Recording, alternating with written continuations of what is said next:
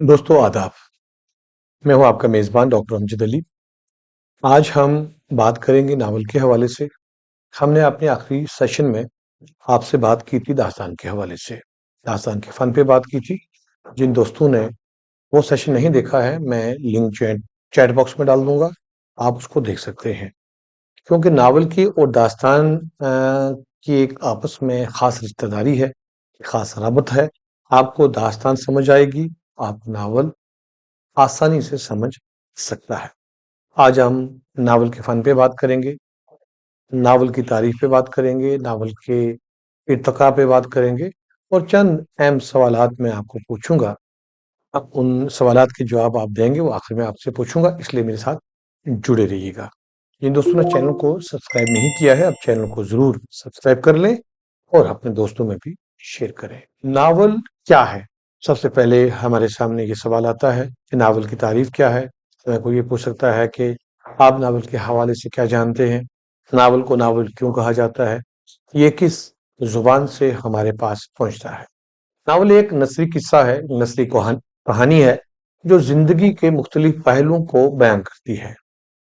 इसमें किरदार, मकालमे, मंजर निगारी और जज्बात शामिल होते हैं। ये एक मुख्तसर सी तारीफ है कि ये इंसान की जिंदगी को मुख्तलिफ पहलुओं के साथ देखती है, उस पर रोशनी डालती है। दास्तान का जब हमने पढ़ा था तो आपने देखा था कि दास्तान माफूकुल फितरत किरदारों पर मबनी होती है। उसमें देमालाई किस्से होते हैं, उसमें सीन अंदर सचियां कहानियां निकलती हैं, वो हमारी हकीकी जिंदगी से दूर होती हैं। बाकी बातें आप दास्तान के हवाले से दास्तान वाले वीडियो पे जाके देख सकते हैं। लेकिन नावल जो है ये हमारी जिंदगी से बराह रास्त जुड़ा हुआ है। इसके किरदार जीती जागती जिंदगी से हैं, हम में से हैं। लिहाजा यहाँ जज्बात, एहसासात और मकालमे बहुत मौसर होने चाहिए, बहुत अच्छे तरीके से बयान किए जाने चाहिए। वो नावल कामयाब नावल माना जाता है। ठीक दास्तान की तरह नावल में भी प्लाट की बड़ी अहमियत है। प्लाट आप जानते हैं कि वाकयात की मंतकी तरतीब को प्लाट कहते हैं।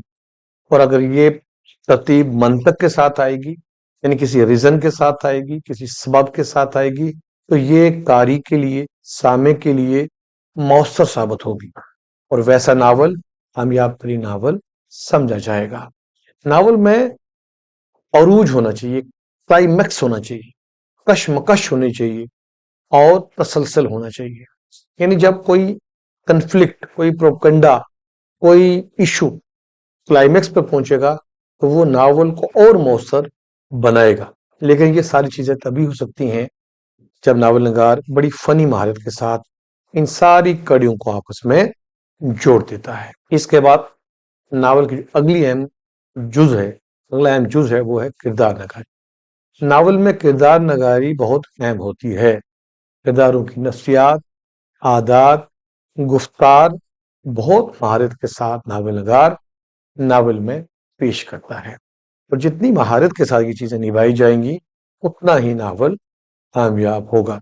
यानी अगर वो नावल से किसी किरदार से कोई मकालमा अदा करवा रहा है तो वो मकालमा उस किरदार के ऐन मुताबिक होना चाहिए। यानी एक पढ़ा लिखा बंदा कोई बात बोल रहा है तो वैसी ही बात होगी, वैसा ही जुमला होगा, वैसी ही पढ़ी लिखी बात होगी। जैसे कि आप अमराव जान अदा के जब मकालमात देखते हैं तो आप देखिएगा कि वहां पर लखनऊ की तहजीब हमारे सामने आ जाती है। इसके बाद मकालमा जो हम पहले ही डिस्कस कर चुके हैं कि मकालमे किरदारों के ख्यालात और जज्बात की अक्कासी करते हैं। मौसर मकालमे नावल की जान होते हैं। आप अमराव जान अदा का वो मुकालमा देखिए कि जब अमराव को उठाकर डाकू कोठे पे लाते हैं और वहां खातून कहती है कि कैसी कैसी खूबसूरत बच्चियों को उठा के ले आती हो मोए, और फिर खुद ही कहती हैं कि अच्छा हुआ यहां लेके आ गए, वगरना कहीं और भेज देते। इसी तरह के कई वहां पर हमें मुकालमे मिलते हैं जो हमारे ज़हन पे नक्श कर जाते हैं। यही नावल की कामयाबी के ज़ामन होते हैं। مکالمہ کے بعد ایک اہم جز ہے، وہ ہے منظر نگاری. کیونکہ منظر نگاری ایک ایسا ماحول کریٹ کرتی ہے، ایک ایسا ماحول بناتی ہے کہ یہ ہمیں عین اس جگہ پہ لے جاتی ہے جہاں پر ناول لکھا جا رہا ہے. جب لکھنؤ کے کوٹھے، گلیاں، باغات، ٹانگے والے، رکشے والے کا ذکر کرتے ہیں مرزا ہادی رسوا امراؤ جان ادا میں، تو ہمیں لکھنؤ کی تہذیب میں جو کاری ہے وہ ڈوب جاتا ہے. اور پھر وہ کوٹھے کا منظر دکھاتے ہیں. پھر کوٹھے پہ کیا ہو رہا ہے امراؤ جان کے ساتھ، اس میں انسان ڈوب جاتا ہے اور دیر تک انسان کے ذہن پر اثر رہتا ہے. اسی طریقے سے جب کرشن چندر شکست لکھتے ہیں تو اس میں پنچ کی پوری تہذیب ہماری آنکھوں کے سامنے آتی ہے. یا پھر منشی پریم چند کا گودان دیکھیے گا تو پورا ایک گاؤں اور دیہات کی زندگی ہمارے سامنے آتی ہے، جہاں پر ایک شخص ایک گاؤں کے لیے تڑپ رہا ہے. وہاں کا منظر، وہاں کے جھگڑے، وہاں کے فساد، یہ ناول کی کامیابی ہے. اور پھر مان لو کشمیر کے لیے ہم ناول لکھنے جا رہے ہیں تو ہمیں کشمیر کے باغات، کشمیر کی ہریالی، وہاں کے شکارے، وہاں کی جھیلیں اس طریقے سے نظر آئیں گی. حالانکہ موضوع ساتھ ساتھ چلتا رہے گا، لیکن چونکہ یہ منظر جو ہے قاری کو اپنے ساتھ جوڑ کے رکھتا ہے. اور حقیقت نگاری کے ساتھ رومانوی عنصر ناول کی جان ہوتے ہیں. ناول زیادہ تر حقیقی پسندی پہ مبنی ہے، جبکہ کچھ میں رومانوی عنصر موجود ہوتے ہیں. اب دیکھیے گا، امراؤ جان ادا کی بات میں کرتا ہوں کہ پورا آپ کو رومانوی عنصر اس میں لگیں گے. حالانکہ اس کے پیچھے پیچھے جو مرزا ہادی رسوا نے جو تہذیب دکھائی ہے، اور جو ایک کوٹھے پہ، ایک طائف کے کوٹھے پر لا کر اس نے سب کو کھڑا کر دیا ہے، اور وہ سماج کے منہ پر ایک تماچا بھی ہے کہ جہاں پر عمرہ بھی ہیں، سلاطین بھی ہیں، امیر بھی ہے، فقیر بھی ہے، مولوی بھی ہے، شریف زادے بھی ہیں، امیر زادے بھی ہیں. وہ تو ایک الگ، ہم جب امراؤ جان والا سیشن کریں گے اس پہ ڈسکس کریں گے. لیکن اس کے ساتھ ساتھ اس میں رومانس بھی ہے، اس میں فیض ڈاکو جیسا شخص بھی ہے، اس میں نواب خان جیسا شخص بھی ہے جو اتنا امیر ہوتے ہوئے بھی امراؤ جان سے عشق کرتا ہے. اس میں فیض اور سلطان مرزا جیسا شخص بھی ہے کہ جو بار بار امراؤ جان کو اپنے عشق کا، اپنی محبت کا اظہار کرتا ہے، اور امراؤ جان اس کو نہ چاہتے ہوئے بھی اس کو کبھی زیادہ منع نہیں کرتی ہے. ایسے عنصر ہمیں وہاں پر ملتے ہیں. کرشن چندر کا شخص دیکھیے گا جس میں ان کے بھائی کی ناکام محبت پنچ کے حوالے سے، جب وہ پنچ میں رہے، آپ کو دیکھنے کو ملے گی. مختصر ہم آگے چلتے ہیں. اس کے بعد ہم چلتے ہیں جذبات اور احساس. طلبہ، جذبات اور احساسات کسی بھی فکشن کا، شاعری کا، ادب کا، ڈرامہ کا، یہ اس کی جان ہوتی ہے. جب تک ہمارے جذبات نہ ابھریں کوئی فکشن پڑھ کے یا دیکھ کر یا شعر پڑھ کر، اور ہمیں کسی بات کا احساس نہ ہو، تو سمجھو کہ فنکار بات کو پہنچا نہیں پایا ہے. اس میں محبت کے ساتھ ساتھ نفرت، غم، خوشی، حسد، امید، یہ سب جذبات کے زمرے میں آتے ہیں. اور ناول نگار یہ ساری چیزیں جتنے فنی پیرائی کے ساتھ، جتنی فن کے ساتھ ناول میں پیش کرتا ہے، اتنا ہی ناول کامیاب مانا جاتا ہے. اس کے بعد ہے زبان اور اسلوب. کیونکہ ناول کسی نہ کسی زبان میں تو لکھا ہی جا رہا ہے. وہ انگلش میں بھی ہو سکتا ہے، ہندی میں بھی ہو سکتا ہے، اردو میں، یا کسی بھی زبان میں. ساتھ ساتھ وہ جو اسلوب لے کے آتے ہیں وہ ہمیں اس تہذیب میں لے جاتا ہے. جب امراؤ جان ادا لکھا جا رہا ہے تو ہم لکھنؤ کی تہذیب میں چلے گئے ہیں، کیونکہ بات کرنے کا ڈنگ وہی ہے، کسی کو آداب کرنے کے ڈنگ وہی ہے. تو لہٰذا یہ چیز بھی بہت اہم ہے. اور پھر ہم اختتامیہ سے پہلے کچھ اور دیکھ لیتے ہیں. ناول کا جو اختتام ہے، اردو ناول میں محض کہانی نہیں بلکہ ایک مکمل فن جو حقیقت نگاری، کردار نگاری، جذبات اور منظر کشی کو یکجا کرتا ہے. یہ ساری چیزیں مل کر ہمارے سامنے جو ماڈل آتا ہے اس کو ناول کہتے ہیں. اردو ادب میں جو ناول کی اہمیت ہے، اگر اس پہ ہم بات کریں، ناول جدید نثری ادب کی ایک اہم صنف ہے. یہ سماجی، تہذیبی اور سیاسی مسائل کی عکاسی کرتا ہے.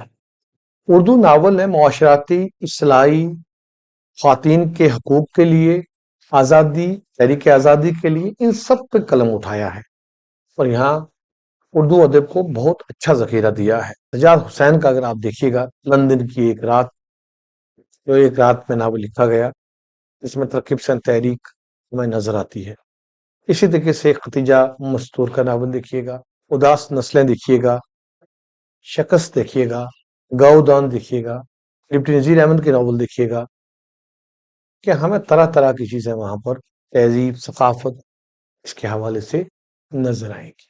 ترقی پسند تحریک میں بھی ناول لکھے گئے، ان میں سماجی طبقاتی تقسیم کا بیان ہمیں ملتا ہے، سماجی حقیقت نگاری، مزدور طبقے کی ترجمانی، ان ناولوں میں خواتین کے حقوق میں جا بجا نظر آتے ہیں۔ ترقی پسند کے کچھ چند اہم ناول نگار جو تھے جنہوں نے ترقی پسندی میں لکھا ان میں ساجد حسن منٹو، کرشن چندر، راجندر سنگھ بیدی، عصمت چغتائی اور احمد نظیم قاسمی خصوصیت کے ساتھ قابل ذکر ہے۔ چند اہم اردو کے ناول جن کو ہمیں پڑھنا چاہیے، ہمیں کم سے کم ایک بار ان ناول کو دیکھ لینا چاہیے۔ مرزا محمد ہادی رسوا کا امراؤ جان ادا، پریم چند کا گاؤدان، قرۃ العین حیدر کا آگ کا دریا، عبید اللہ حسین کا اداس نسلیں، بانو قدوسیہ کا راج گدھ، طارق محمود کا ماں جی۔ اردو کے کچھ ابتدائی جو ناول نگار تھے ان میں مراد العروس ڈپٹی نذیر احمد کا، سانہ آزاد رتن ناتھ سرشار کا، فردوس بھری عبد الحلیم شرر کا، ابن الوقت نذیر احمد کا یا ڈپٹی نذیر احمد کا۔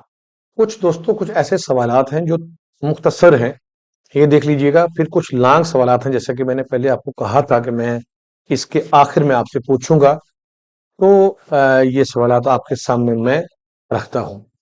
اردو کا پہلا ناول کون سا ہے؟